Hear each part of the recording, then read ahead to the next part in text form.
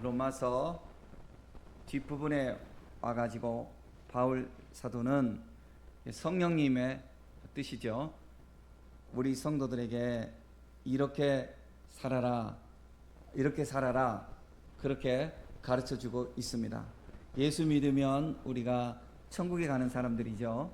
그런데 당장 천국에 데려가시는 것이 아니고 우리가 이 땅에서 살면서 천국을 많이 우리가 조금 실현하고 또 다른 사람들이 천국에 갈 수 있도록 그 역할을 많이 하라고 우리에게 사명을 주시는 것입니다.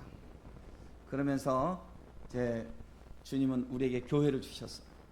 교회에서 신앙생활하는 것은 완벽하지는 않지만 보이는 천국의 형식적인 모습을 가져야 돼요. 그래서 교회 공동체를 보면서 사람들이 나도 교회 가고 싶다, 이렇게 할 만큼 그것이 모범답안인 것입니다. 그런데 교회에 나오는 사람들이 천사들이 아니잖아요. 다 죄인들이잖아요. 와서 성도가 되었고 그런 사람들 중에 한 사람이 또 목사가 되었어요. 저기 하늘에서 천사가 와서 교회 다니는 것 아니고 다 우리가, 그 말은 뭐예요? 우리가 예수 믿는다고 한순간에 다 변화되는 거 아니에요. 그러니까 우리가 너그러운 마음을 좀 가져야 돼요.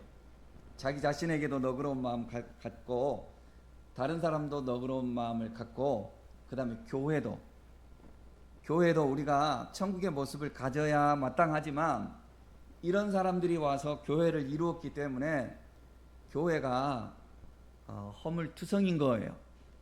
허물투성이에요.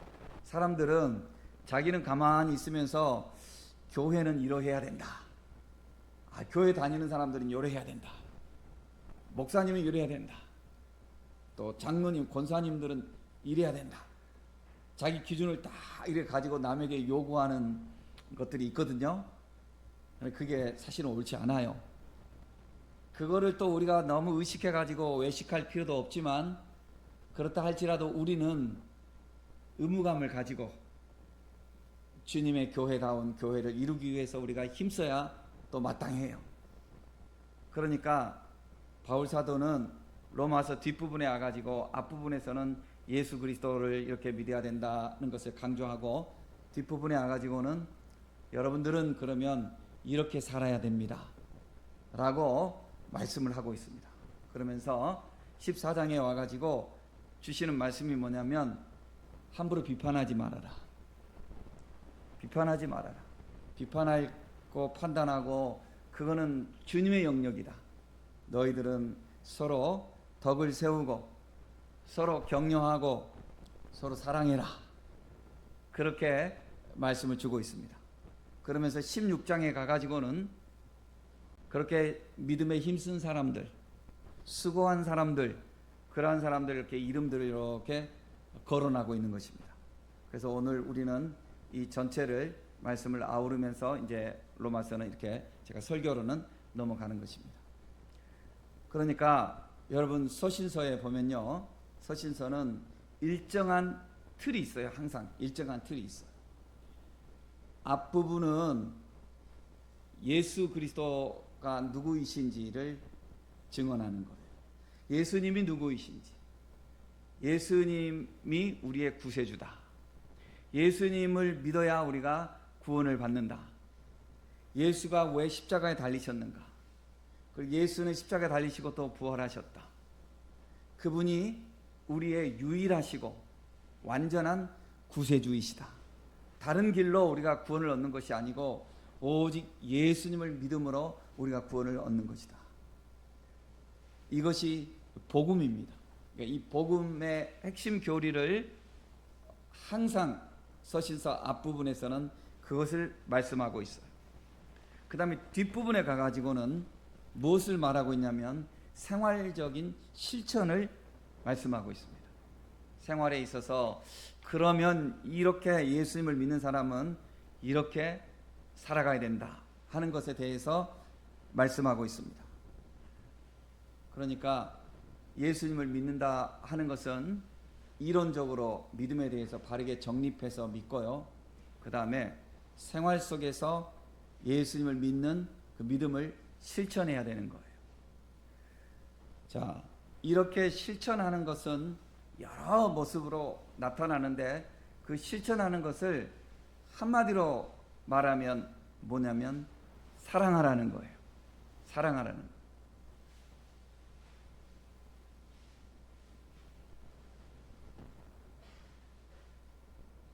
거예요. 우리가 서로 사랑해야 그것이 믿음이라는 거예요. 여러분, 믿음 생활은요, 성경을 소화해서 우리가 엑기스로 하나를 이렇게 내놓는다면 믿음이라는 건 뭐냐면요, 사랑이에요. 사랑. 내가 예수님을 믿잖아요. 예수님 내 구세주라는 사실을 믿어요. 그 교리적으로 믿고 내 구원을 위해서 믿고 하는 이런 것은 이론. 그런데 진짜 믿음 되면 어떻게 되냐면요, 예수님을 사랑하는 거예요. 하나님을 사랑하는 거예요. 그리고 그 사랑을 가지고 사람들도 그 예수님의 마음으로 사랑하는 거예요.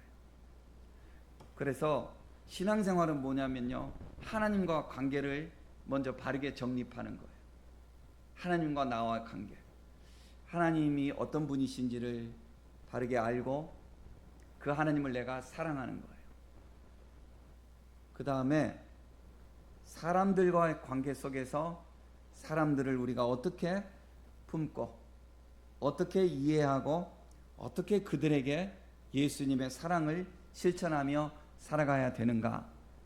이 양대 취교에 우리가 두 손이 있는 것처럼 하나님을 향해서 바른 관계를 갖고 하나님을 사랑하고, 그 다음에 두 번째로는 사람을 향해서 바른 관계를 갖고 사람을 사랑하는 거예요. 그러니까 하나님 사랑, 이웃 사랑, 이것이 성경의 모든 가르침의 핵심이에요. 신앙생활을 잘 한다고 하는 것은 이것을 잘하는 거예요. 사랑하는 것, 성경을 많이 알고 교리를 많이 알고, 그것은 이론적인 것이고요. 진짜 믿음이 좋은 것은 뭐냐면 사랑하는 거예요. 사랑하는 거. 예수님께서 우리에게 하나님의 말씀을 많이 가르쳐 주셨잖아요. 그리고 능력도 많이 행하셨잖아요. 많이 행하신 것으로만 끝났다면 예수님 우리의 구주로서 이렇게 역할 되지 않으셔요. 예수님이 우리에게 해주신 것은 뭐냐면요, 사랑하신 거예요. 예수님이 십자가에서 우리를 위해서 자신의 몸을 내어주시기까지 우리를 사랑하신 거예요. 그래서 예수님이 우리를 사랑하신 그 사랑으로 인해서 우리가 다시 뒤돌아보니 예수님의 그 가르침, 능력이 참 고마우신 능력이요, 이렇게 그것이 더 되새겨지는 거예요.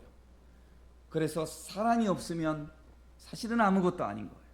그래서 성경은 하나님이 사랑이라고 그랬어요. 그리고 우리가 율법에 이것도 해라, 이것도 하지 마라, 뭐 이렇게 해라 저렇게 해라 하는 모든 가르침이 있지만 사랑이 율법의 완성이라고 그랬어요. 그러니 우리의 믿음 생활의 척도는 나에게 사랑이 얼마나 있느냐, 이것이 내 믿음의 크기예요. 알고 보면 우리가 얼핏 생각하기에 믿음이 좋은 사람 기도를 많이 하고 좋지요. 무엇을 위해서 기도를 많이 하죠? 자기 영성이 막 뛰어나서 뭐 분별력이 뛰어나고 다 좋아요. 뭐 성령의 은사를 받는 거 다 좋아요. 그러나 사랑이 없으면 아무것도 아니에요.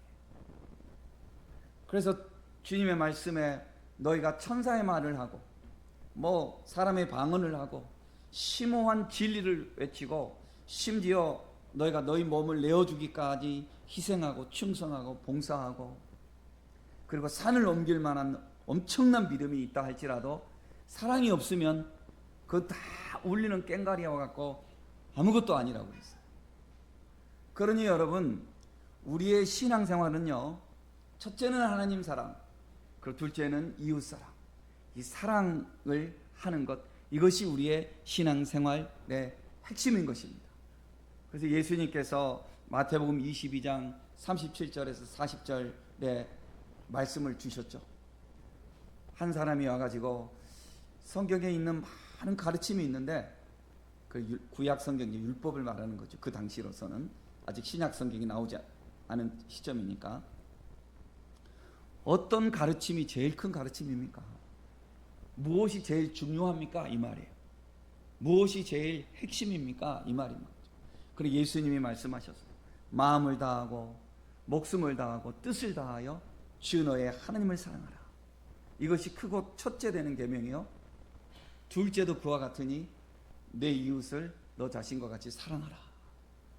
그러니까 이 두 가지 축을 하나로 아우르는 것은 뭐예요? 사랑이에요.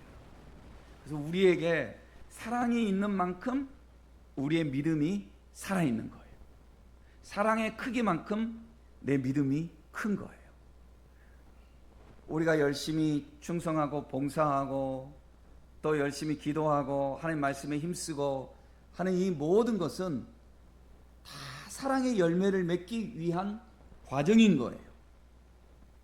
그래서 여러분, 우리는 우리 자신이 얼마나 하나님을 사랑하는가.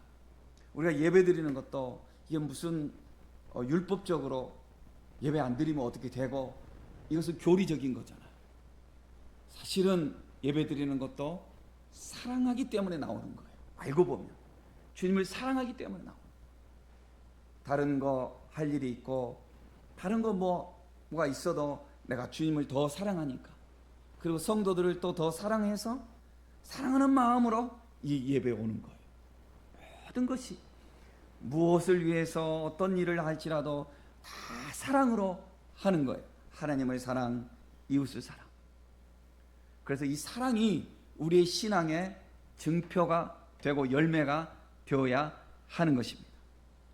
사랑이 많은 성도, 사랑이 많은 교회, 이런 교회는요, 사랑의 온도가 따끈따끈해서 사람들이 온기가 있어서 오고 싶어 할 거예요. 그래서 우리가 이런 교회 이뤄가는 성도들 되십시다. 이런 교회 이뤄가는 우리 지체들이 되어서 우리 공동체가 사랑이 충만한 공동체. 어떤 교회는 말씀이 충만하고 기도가 충만하고 성령의 은사가 충만하고 이거 다 좋아요. 그러나 사랑이 있어야 돼요. 사랑. 그 모든 것은 사랑을 위해서 그렇게 하는 거예요. 사랑하기 위해서 기도하고, 사랑하기 위해서 말씀 연구하고, 사랑하기 위해서 전도하고, 사랑하기 위해서 충성하고, 사랑이 우리의 목표가 되어야 하는 것입니다. 우리를 이제 종교 개혁의 후예들이라고 이렇게 말을 하잖아요. 우리 종교 개혁을 한 교회이니까, 그렇죠? 중세 교회의 그 바르지 못한 방향으로 갈 때 이걸 바른 방향으로 갑시다 하고 한 것이 종교 개혁이에요. 종교 개혁을 통해서 우리가 얻은 거가 참 많죠. 교회가 교회답게 바르게 되었죠. 무엇보다도 하나님과의 관계가 바르게 되었고, 또 기독론, 그리고 또 구원론, 그리고 그 당시에 성경책을 성도들에게 오픈하지 않고 열어주지 않고 성직자들만 성경책을 가지고 알아들을 수 없는 라틴어 가지고 이렇게 읽고, 성경도 이렇게 제한시켜 놨어요. 그러다 보니까 또 성직자들이 성도들을 바르지 못한 그 종교 지도자들 중에는 면죄부를 팔거나, 아니면 너희들이 구원을 얻기 위해서 이렇게 면죄부를 사야 된다, 혹은 어떤 헌신을 해야 된다, 어떻게 해야 된다, 이렇게 자꾸 이렇게 했어요. 그러니까 이것을 안타깝게 여긴 루터라든지 이런 칼빈이라든지 이런 주의 종들이 교회가 교회답게 바르게 가야 한다는 사명감을 가지고 종교 개혁을 했어요. 그 이전에도 많은 사람들이 이렇게 몸부림치면서 기도하고 그런 과정이 있었습니다만은, 대표적으로 이런 사람들이 이제 우리에게 알려진 사람들, 이런 사람들이 일을 한 거예요. 그래서 우리가 종교 개혁을 했어요. 그 종교 개혁의 후예들이에요. 그런데 종교 개혁을 통해서 앞에서 제가 말씀드린 이런 부분들이 바르게 세워진 것 너무나 좋지만 우리가 역으로 잃어버린 것들이 있어요. 본의 아니게 잃어버린 것들이 있어요. 그게 뭐냐면 너무 우리 신앙이 이론화됐어요. 너무 우리 신앙이 이론화됐어요. 이론화돼서 너무 교리적이고, 그리고 한편으로 교회에서도 말씀 하면서 이상하게 성경을 읽고 그 다음에 거꾸로 목사의 언변이 설교의 모든 걸 차지해버리는 방향으로 자칫 잘못하면 가는 그런 경향도 있어요. 성경 말씀을 그대로 전하기보다는 뭔가 더 연구하고 한다는 것이 너무 이게 지나쳐서 어떤 이론적인 거, 어떤 세상의 학문적인 거, 어떤 정보, 이런 것들이 더 많이 이렇게 강조되어져 버리는, 역설적으로 종교개혁가들은 오직 하나님의 말씀 중심을 외쳤는데 그 후예들은 거꾸로 말씀에서 자꾸 벗어나 버리는 이런 과오가 우리에게 좀 있는 거예요. 또 그런가 하면은 행위가 아니라 믿음으로 구원을 얻는다. 이것이 맞는 말씀이지만 이것을 지나치게 강조하다 보니까 어떻게 돼요? 성도들도 꼭 우리가 무엇을 해서 구원을 얻니?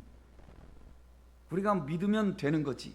이게 맞는 말인데 이것이 자기의 편의적으로 가는 거, 이제 자기의 게으름, 자기의 변명, 이렇게 나아가면요, 이런 이론화 되면은 교회 안 와도 다 구원 받아요.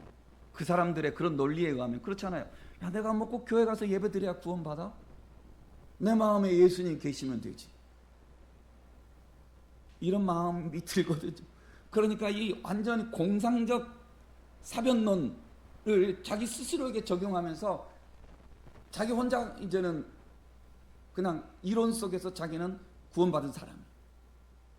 그런데 주님의 가르침은 그게 아니거든요. 주님의 가르침은 공동체 안에 들어와서 공동체 속에서 우리가 부딪혀지면서 거기서 다듬어지고 배우고 이러면서 가야 되거든요. 그런데 우리가 너무 이론적으로 이렇게 하다 보니까 야, 행위가 아니고 뭐 실천이 아니고 믿음이야, 오직 믿음이야, 이런 말을 하다 보니까 자꾸 이제 오히려 종교 계획의 역방향으로 잘못 나가는 거.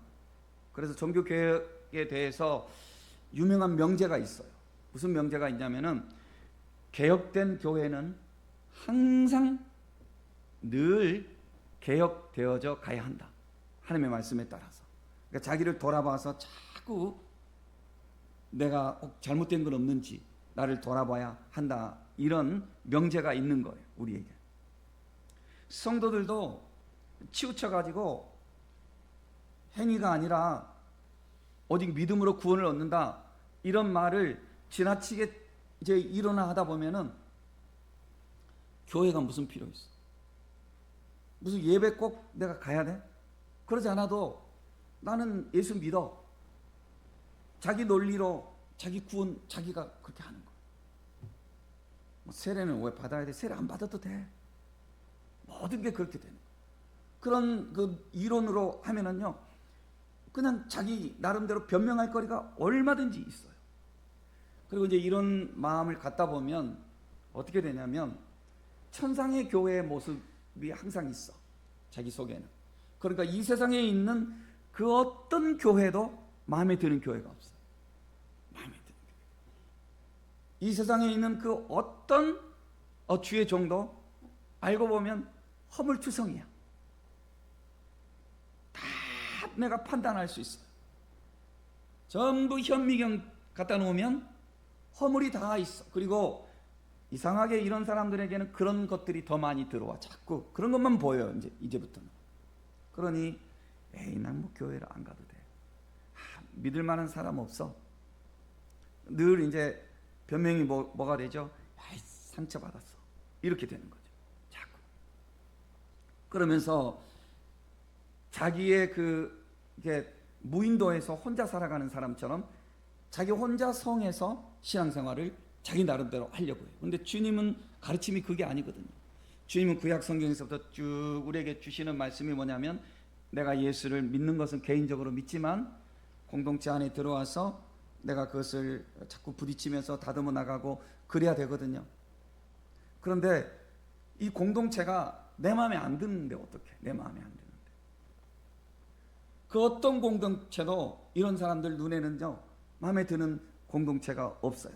그 어떤 목사도 마음에 드는 목사가 없어요. 그러니 사실은 이제 자기 자신의 애통함을, 자기 자신의 부족함을 우리가 애통해야 하고 그래야 되는데, 본의 아니게 어떻게 되냐면, 내가 그렇게 동참하지 못할 만한 이유들을 그 사람들, 그 공동체에서 찾다 보면 어떻게 되냐면, 개찐 도찐, 이런 말 있잖아요. 개찐 도찐, 뭐 개그맨들이 하는 개긴 독인 이 말이라고 그러잖아요.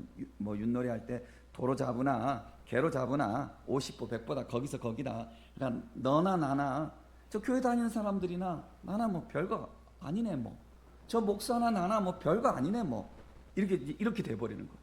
그러면서 자기가 열심히 하지 못하고 자기가 사랑하지 못하는 근거를 다른 사람에게서 자꾸 찾으려고 그래요. 그런데 여러분, 이게 역설적이게도 믿음이 좋다고 하는 사람들 중에서도 사랑이 이렇게 성숙하지 않으면 거꾸로 어떻게 된 줄 아세요? 내가 기도 많이 하고 내가 하나님 말씀을 많이 알고 내가 신앙생활 열심히 한다고 하면서 이런 사람들 속에도 뭐가 있냐면, 교회가 왜 이래? 목사가 왜 이래? 장로가 왜 저래? 저 권사 저 왜 저래? 이렇게 자기도 모르게 비판적인 그런 눈이 자꾸 생기기 시작해요. 그래가지고 항상 이 사람들의 마음속에는, 눈에는 항상 교회는 이러해야 돼. 똑같은 거예요. 교회 안 나오기 싫어하는 사람이나 똑같은, 항상 교회는 이러해야 돼. 항상 목회자는 이러해야 돼. 항상 주의 종들은 이래야 돼. 항상 교회 직분자들은 이러해야 돼. 자기 눈이 딱 있어요. 그래가지고 여기에 들어올 수가 없잖아요, 우리가 사람들이. 그러다 보니까 어떻게 돼요? 자꾸 판단하게 돼요. 자꾸 점수를 매겨요. 자꾸 점수를 매겨. 그러니 또 이걸 아는 사람들은 또 어떻게 돼요? 외식을 해요. 왜냐하면 그런 사람들이 자꾸 판단하니까 그런 사람들에게는 자꾸 안 하면서도 뭘 하는 척 해야 되고, 하는 것도 안 한 척 해야 되고, 이게 우리가 신앙생활 하는 게 주 앞에서 평안을 얻고 자유를 얻고, 그리고 솔직하게 진솔하게 다 우리가 부족한 모습을 서로 인정하고 긍휼히 여기고 같이 이렇게 한 발 한 발씩 이렇게 세워져 나가고 가족처럼 이렇게 해야 되는데, 자꾸 이제부터는 어떻게 되냐면 감추게 되고 안 그런 척 해야 되고, 어디 가서 어울리려고 하면은 자기를 오픈하지 못하고, 왜냐하면 자꾸 흉볼 것 같으니까. 그러니까 교회가, 이상하게 교회가 사랑의 공동체가 되어야 되는 것이 마땅한데도 불구하고 교회가 서로를 감시하는 것이 아닌데 감시하는 것이 돼버리고, 그러니 교인들이 외식한다고 이런 말하잖아요. 외식하는 것이 돼버리고 자꾸 이상한 방향으로 가버리는 거예요. 그만큼 못하면서 무분다반만 앵무새처럼 이야기하고, 실천은 거기 따라가지 못하는데 판단받고 싶지 않으니까 하는 척하고. 그래서 전화 받을 때도 여보세요 이렇게 좀 받으면, 자연스럽게 받으면 좋은데, 여보세요 이렇게. 우리가 이게 자꾸 이상한 쪽으로 가게 되네. 이거 주님의 가르침 아니에요. 주님의 가르침 아니에요. 주님이 우리의 가르침은 뭐냐면요, 우리가 다 하나님의 자녀예요. 어린아이가 태어났을 때 벌거벗고 태어나고 기저귀 차고 또 넘어지고 또 달리다가 넘어지고 이러면서 성장하고 가고, 또 한 번씩 목욕도 해야 되고 이러는 거 아니에요. 우리가 그러는 것처럼 우리 신앙도 그런 거예요. 그러니까 어떻게 돼야 되냐면은 우리가 좀 너그러운 마음을 가져야 돼요. 비판적인 이런 마음을 갖지 말고 너그러운 마음을 가져야 돼요. 왜냐하면 여기 있는 사람들이 다 누구냐면 나와 같은 사람들. 나와 같은 사람이 교회에 와서 집사, 권사, 장로, 목사 되는 거예요. 나와 같은 사람들이 천사가 와서 이것을 하는 게 아니라 나 같은 사람들이 하는 거예요. 그러니까 나 실수하잖아요. 그럼 다른 사람들 실수할 수 있는 거예요. 그러니까 주님이 14장 1절에서 뭐냐면 믿음이 약한 자를 절대 비판하지 말아요. 절대 비판하지 말고 또 10절에서 14장 10절에서도 평가하지도 말고 업신여기지도 말고 그냥 있는 그대로를 품어주래요. 우리가 믿음이 좋다고 하는 사람들 중에서 치우쳐가지고 이런 사랑의 온전함이 갖춰지지 못하면요, 가정에서도 자꾸 평가해요. 자꾸 용납을 하지 못하죠. 그러다 보니까 어떻게 돼요? 믿음 좋은 집안에 있는 가족 중에 이상하게 교회에 대해서 비판적인 사람들이 생길 수가 있는 거예요. 저 같은 사람. 목회자 집안, 장로님 집안. 그럴 수가 있는 거예요. 저도 이제 뒤늦게 조금 더 깨달아지는데, 저도 과거에 나를 이렇게 보면요, 우리 애를 이렇게 내가 키우면서 지금도 평생 내가 미안한 게 있어요. 평생 미안한 게 있어요. 너무너무 내가 미안해. 그 뭐냐면 중학교 때 아이가 학교에서 임원 수련회를 갔어요. 토요일 날. 나에게 용납이 안 되는 거예요. 어떻게 주일날 그리스도인이 수련회 가? 근데 거기다가 또 내가 목사잖아요. 목사 딸이 그럴 수 있어? 노발대발하니까 얘 엄마가 수련회 장소에 토요일날 가서 기다리고 있다가 주일날 새벽에 데려왔어요. 주일날 딸아이가 딱 앉았는데 이래가지고 앉아있었어. 나한테 내게 너그러움이 없었던 거죠.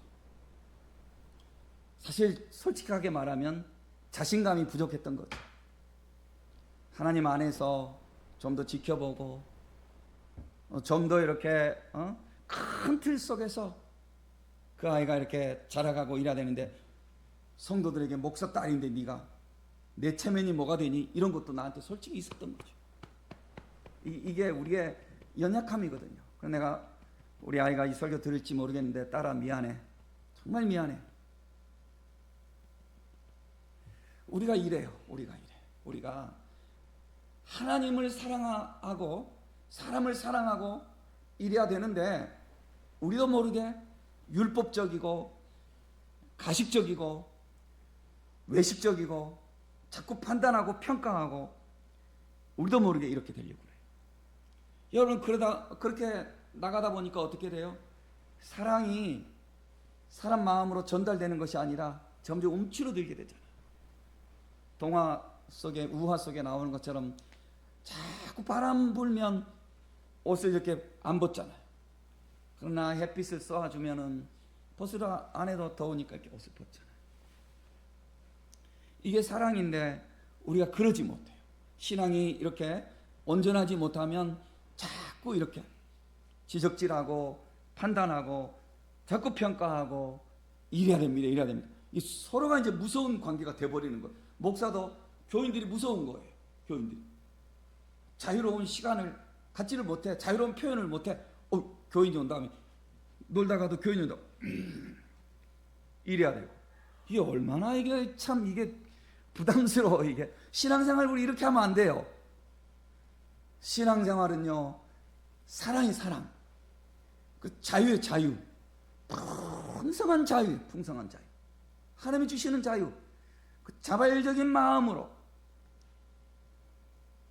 이렇게 사랑이 풍성하면요, 오히려 어떻게 되는 줄 아세요? 안 보이는 곳에서 사랑이 들어가고 교훈이 들어가요. 저는 제가 제 인생에서 제가 영향을 받은 사람 중에서 김양빈 목사님이에요. 김양빈 목사님. 여러분, 저도 얼마나 많은 사람들 지나갔겠어요? 뭐 학식 좋은 사람, 뭐 사회적으로 지위가 있는 사람, 얼마나 많은 사람하고 관계했겠어요? 나름대로. 김양빈 목사님, 그분은 집사님이었어요. 그분은 신문파리 그 대장이었어요. 부산에서. 처음에는 깡패였어요. 교회 와서 거듭나고 집사님으로 지내다 나중에 목사님 됐고 이제는 소천하셨는데, 제가 고백해요. 그때는 그런 줄 몰랐는데 지금 제가 고백해요. 늘 고백해요. 늘 생각나요. 그 자녀들에게 내가 나중에 뜻깊은 자리를 꼭 마련해 주고 싶어요. 자녀들이 다 잘 됐어요. 그런데 제가 고백하는 거죠. 너희 아버지는, 김양빈 목사님은 나에게 무엇을 가르치려고 하지도 않았어. 그러나 내 인생에서 제일 많은 가르침을 받은 사람은 그분이야 라고 나는 고백할 수 있어요. 그분은 책을 쓴 것도 아니고, 그분은 무슨 풍성한 뭐 학식이 있어서 뭐 유명한 이론을 저에게 말해준 것도 없어요. 그분은 교회 와서 우리들이 이렇게 놀고 있으면 이리 오라고 붙들어주고, 떡볶이 사주고, 가끔 오뎅 사주고, 그리고 우리가 뭐 잘못하고 있으면 야 이놈들아, 그렇지만 그것이 화를 낸 것 같지 않고 사랑으로 하는 것이 느껴졌어요. 그분에게는. 그래서 그분이 교회 오면은 저 멀리 있다가도 얼른 교회 가고 싶은 거예요. 그분에게 얼굴 도장 찍고 싶고 같이 어울리고 싶고 늘 그랬어요. 늘 그랬어요. 그분에게 내가 배운 것은 사랑이 사랑이. 여러분, 교회는요, 허물이 없는 사람이 교회 오는 곳이 아니에요. 교회는 그냥 일반 세상 사람들이 다 교회 오는 곳이에요. 그러니까 이 교회는요, 죄인들의 집합소예요.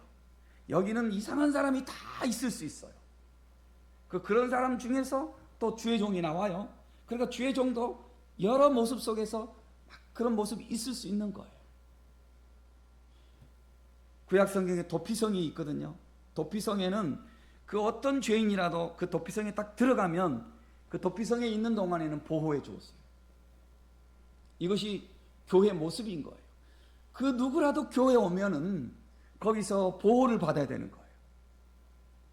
여러분들이 뭐 그런 분도 아니고 그럴 일이 없겠지만, 어떤 심지어 흉악한 살인자라 할지라도, 흉악한 어떤 죄인이라 할지라도 교회에 들어와서 목사에게 의지할 때는 목사는 그걸 다 품어야 돼요. 교회가 다 품어야 돼요. 다 품는 거예요. 평가해서는 안 돼요. 평가해서는 안 돼요. 그런데 우리는 교회 오면은 교인들이 자꾸 평가하고 판단하니까, 뭐 담배 피고 술 먹고 이런 거, 그거 뭐 건강을 위해서 안 해야 되겠지만, 담배 핀다고 무슨 뭐 그거 구원하고 관계 있나요? 담배 피란 말 절대 아닙니다. 그건 건강을 위해서 끊어야 됩니다. 뭐 술 한잔 했다고 그것이 뭐 교회 구원하고 관계가 있나요? 아니거든요. 여기다가 이렇게 노끈에다가 뭐 고무줄에다가 무엇을 묶어가지고 뱅뱅 돌리면 좀 원심력에 의해서 좀 멀리 갈 수도 있지만 결국은 나중에 이렇게 돌아오잖아요. 주 안에서 우리가 다 그런 거거든요. 그런데 우리는 뭘 조금만 내가 허물이 드러나면 그냥 교회에서 판단받으니까 이렇게 교인들이 감독자가 돼가지고 비판하고 평가하고 자꾸 그러니까 주님이 우리에게 뭐라고 하냐면 그러지 말래요. 그러지 말래요. 평가하는 것도 주님이 하시겠대요. 평가하는 것도 14장에서 그런 말씀이 나오거든요. 평가하는 것도 주님이 하시겠대요. 네가 누구간데 남의 종을 네가 함부로 평가하느냐, 네가 판단하느냐. 주인이 한다. 주인. 주인은 주님이시죠. 그럼 교회는 도피성과 같은 곳이어야 돼요. 그 어떤 사람도 교회 안에서는 같이 품어주고, 그러니 교회에서 냄새가 나고 교회에서 무슨 실수가 보여지고 이거는 지극히 당연한 거예요. 완전하지 않는 공동체예요. 교회는 절대로 교회는 완전하지 않는 공동체예요. 그러나 교회는 방향이 있어요. 분명한 방향이 있어요. 그 방향이 뭐냐면 주 안에서 우리는 서로 사랑해야 된다는 그 방향을 가지고 가는 거예요. 물론 우리가 사랑해야 된다고 하지만 내 사랑이 부족해요. 근데 이 부족한 것도 판단하지 말아야 돼요. 사랑하는 마음으로 서로를 향해서 이렇게 가려고 해야 되는 거예요. 그것을 서로 인정하고 그 방향으로 서로 바라보면서 가야 되는 거예요. 어떤 사람이 헨리 나우엔 그 고백에 나오는 건데요. 어떤 사람이 천상의 교회답지 못한 이 지상의 이 냄새나는 이런 교회들을 보면서 교회를 안 갔어요. 자기는 교회 가고 싶지 않다. 교인들 보니 다 거기서 거기라. 그러니까 이게 잘못 생각한 거죠. 왜냐하면 자기 같은 사람들이 다 교인인데 왜 남에게 그걸 요구하냐고요. 그래서 교회를 안 갔어요. 그런데 어느 날 이제 자기 아이가 초등학교 5학년인데 자기 아이가 티켓을 하나 주는 거예요. 아빠, 우리 서클에서 학교에서 음악회 하는데 부모님에게 이 티켓 주래. 자기 아버지가 티켓을 받았어요. 그래가지고 이제 음악회에 갔어요. 그 프로그램에 보니까 이 학생들이 너무나 거창하게도 베토벤의 제 몇 악장인가 그거를 연주를 한대요.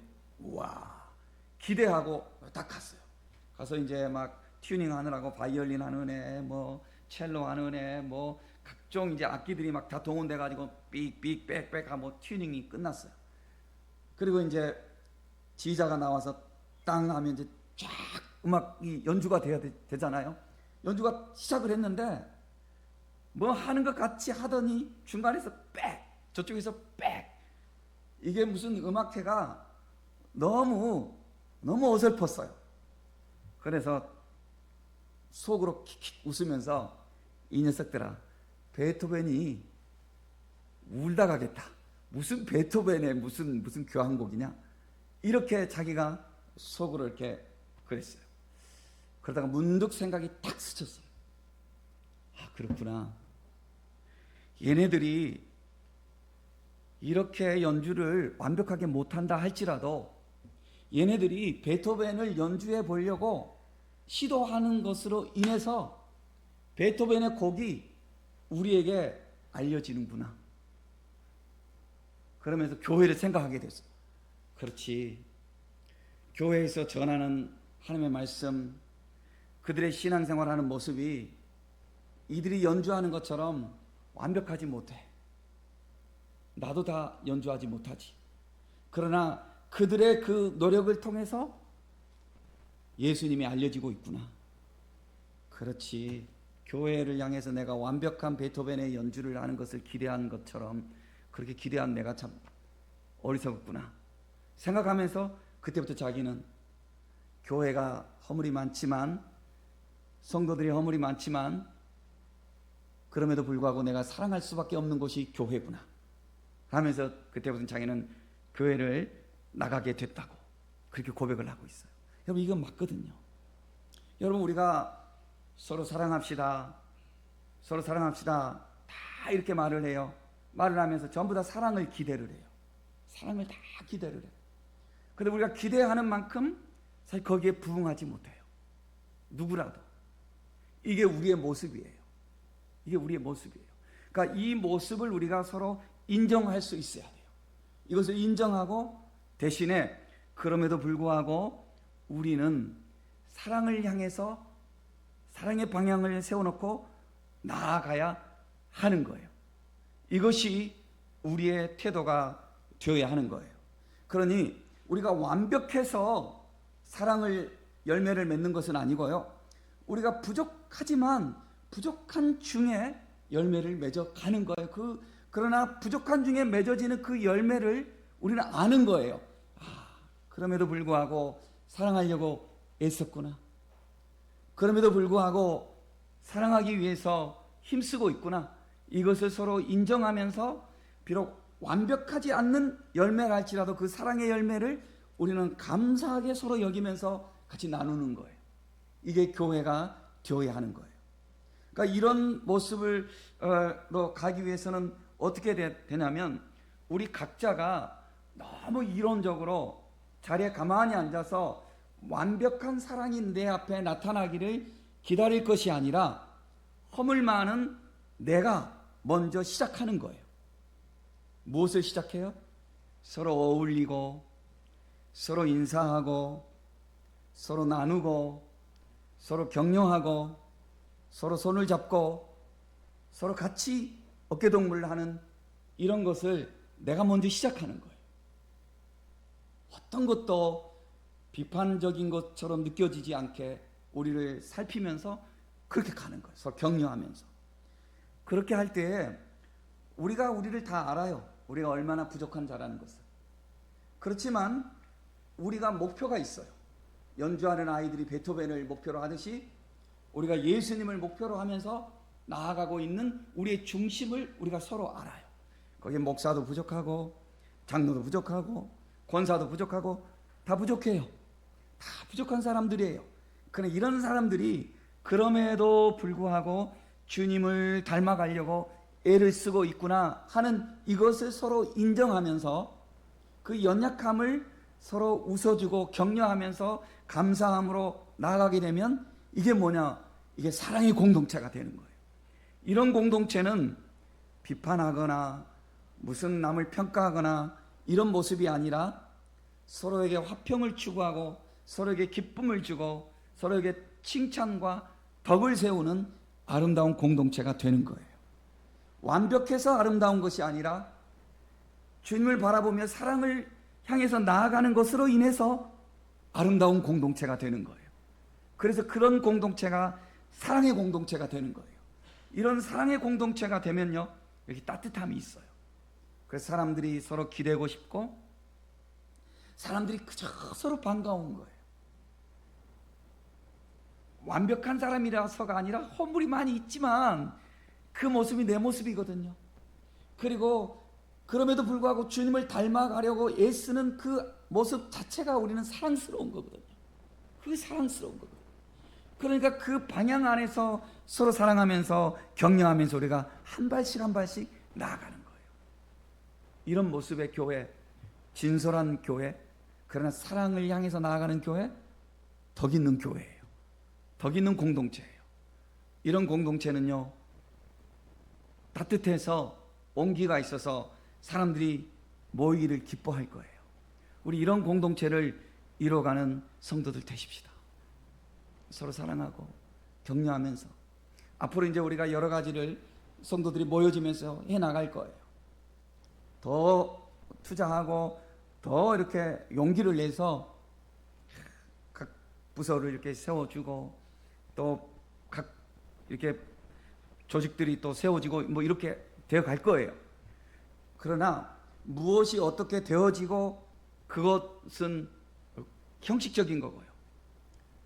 그 이전에 우리가 우리 서로를 격려하고 사랑하는 그런 사랑의 온도가 따뜻해지고 이것이 냉기가 없어지고 서로 훈훈한 그런 분위기가 이렇게 이루어지게 되면요, 우리가 기쁨의 공동체로 서서히 어느 날 돌아보면 저만큼 됐어?